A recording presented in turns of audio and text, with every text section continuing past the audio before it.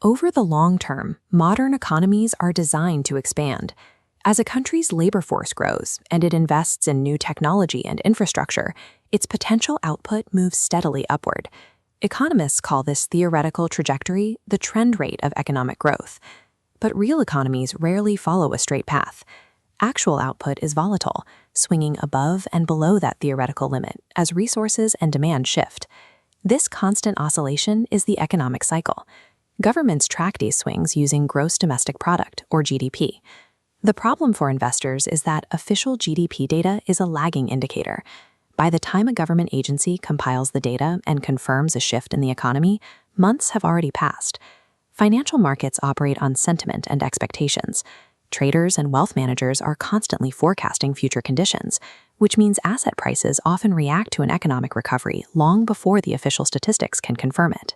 If you wait for historical data to confirm a shift, the most profitable opportunities have usually already passed. Anticipating where an economy sits on this wave is the foundation of institutional investing.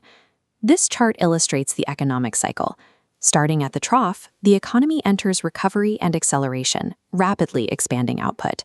During this climb, businesses hire workers and deploy capital, efficiently absorbing capacity. Eventually, the line crosses the trend limit, reaching its peak in a boom phase. At this stage, growth outpaces the sustainable trend rate.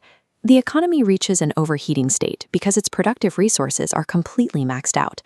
Because the labor market is at full employment and factories are at their absolute limit, additional consumer demand can no longer be met. Instead, that excess demand drives up prices, creating rapid inflationary pressure. Breaking above the trend line isn't a permanent victory. The resulting inflation and strained capacity force the cycle to reverse course. Following the peak, the model shows a downward slope. The economy begins cooling during the deceleration phase. If this contraction continues, it becomes a formal recession, where growth turns negative for 2 consecutive quarters. Reaching the economic trough brings immediate costs. Businesses scale back production, leading to rising unemployment and significant spare capacity across the industrial landscape. While the sequence of this wave is consistent, the duration of each phase is highly unpredictable. Following the 2008 financial crisis, low interest rates and fiscal stimulus extended the growth phase for over a decade. This extended period of growth only came to a halt because of the sudden external shock of the 2020 pandemic.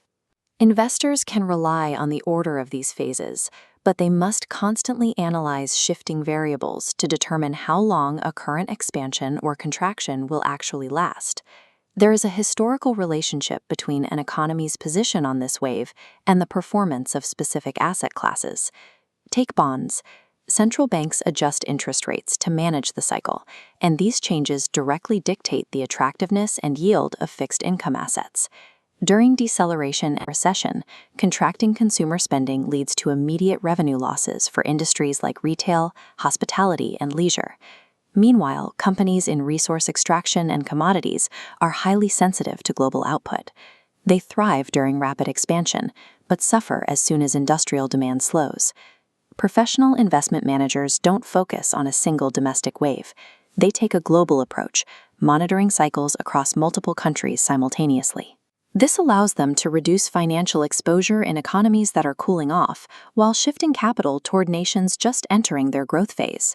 Since financial markets act on expectations, identifying these cyclical shifts allows an investor to position capital based on future growth rather than past performance.